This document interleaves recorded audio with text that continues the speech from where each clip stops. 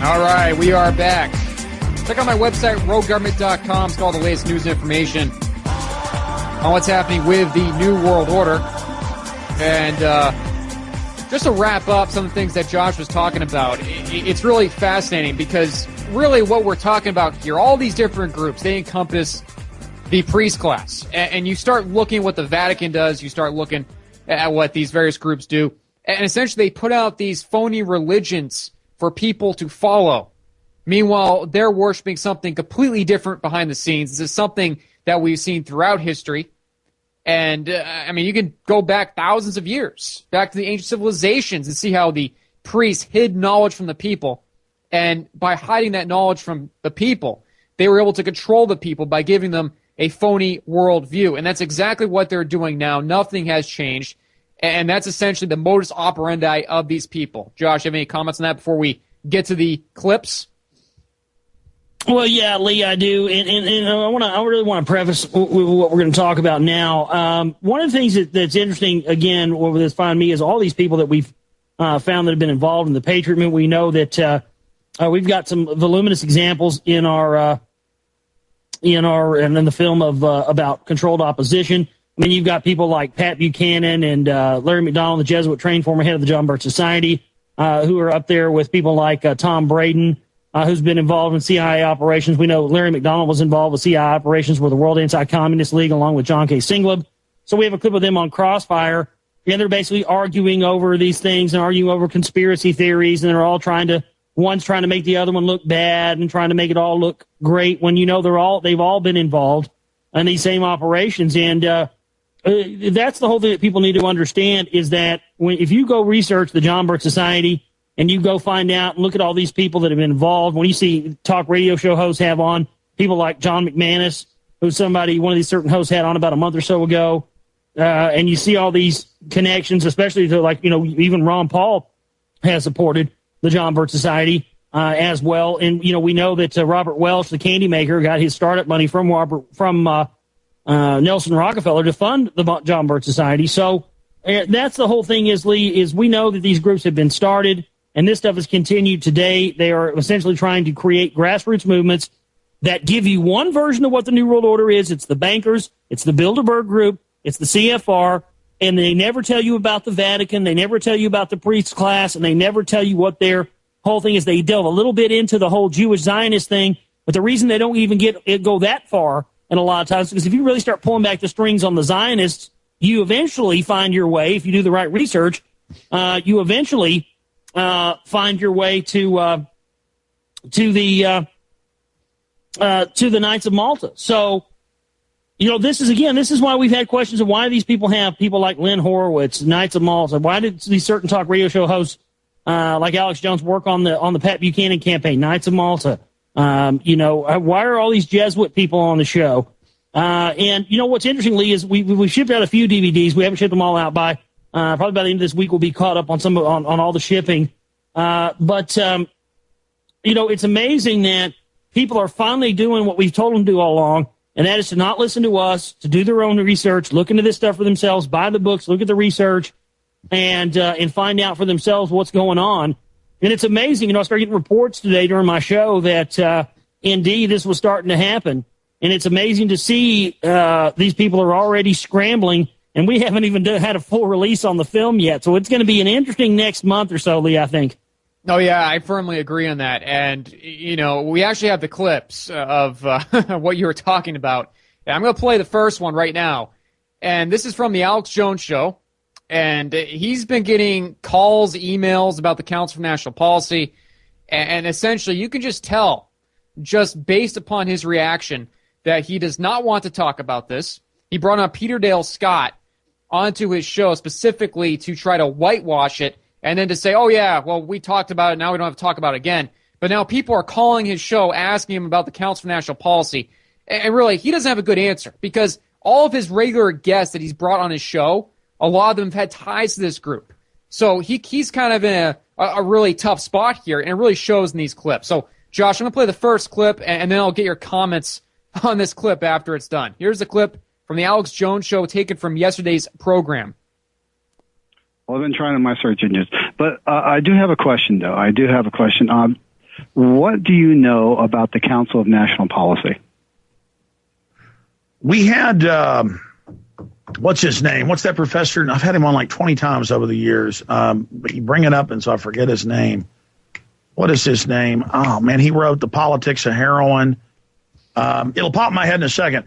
We've covered it. It's like a neocon kind of thing to co-op the conservative movement set up by some of the folks, the Hunt brothers. And, you just popped in my ear. Who? No, that's not. It's a professor I have on. I'm having one of those moments where I can't remember names, and it happens to me sometimes. But I've gotten a lot of emails about that. So last time I had that professor on, I asked him about it. But people said that he's saying it's the most powerful group. And a lot of people get obsessed with left-wing, right-wing, Catholic, Protestant, on and on and on. The globalists have tried to infiltrate and take over every major group. That's why you just have to move forward with liberty and freedom and a culture of liberty and freedom. But you can tell us about it. What do you know about it? Well, I just know that it's another one of those roundtable groups, I believe. Membership only by other members that bring you in. And they do have a lot of ties throughout the world. I've been doing a little bit.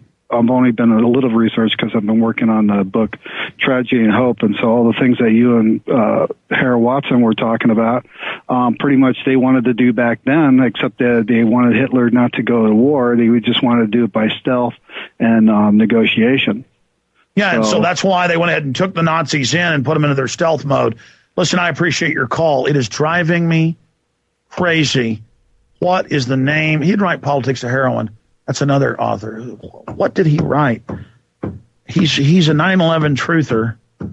Oh, man, I can't stand it when I can't remember somebody's basic name. It'd be like if I couldn't remember Jim Mars's name.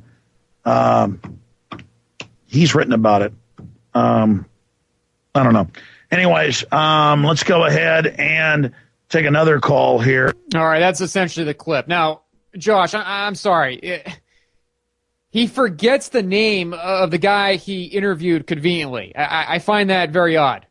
Yeah, let's talk about freedom and liberty. Yeah, he was trying to talk about Peter Dale Scott as he was trying to think of who didn't write The Politics of Heroin. And not only that, Peter Dale Scott is not a 9/11 truther. He'll straight up tell you he believes Al-Qaeda did it. So, but it doesn't mean he's trying to protect his family. It doesn't mean he doesn't put out good information. But no, let's not talk about these groups. Let's not talk about these secretive groups. Let's concentrate on freedom and liberty and not get sidetracked here.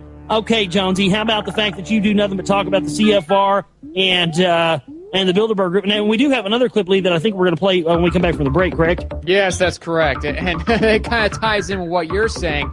And in this other clip that we're going to play, he actually talks about how the Council on Foreign Relations runs everything, which is totally false. Totally false. And you can just tell the nervousness in his voice.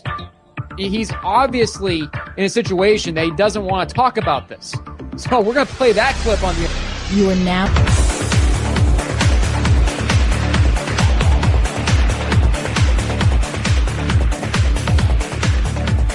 Final half hour of the broadcast. Thank you again to everybody out there that is tuning into the show tonight.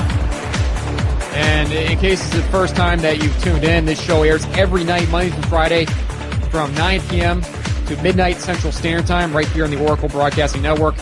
And essentially what we try to do in this show is try to cover as many topics on this global enslavement system as possible. No topics off limits we talk about at all. And I'm joined here with Josh Reeves, and we've been playing, we played this one clip from the Alex Jones show that I guess was broadcast yesterday. And, you can obviously tell that the Council for National Policy is not at the top of the list of things he wants to be talking about. He wants to keep people in this controlled paradigm. It's classic gatekeeping tactics. And Josh, we got this other clip that I'm going to play.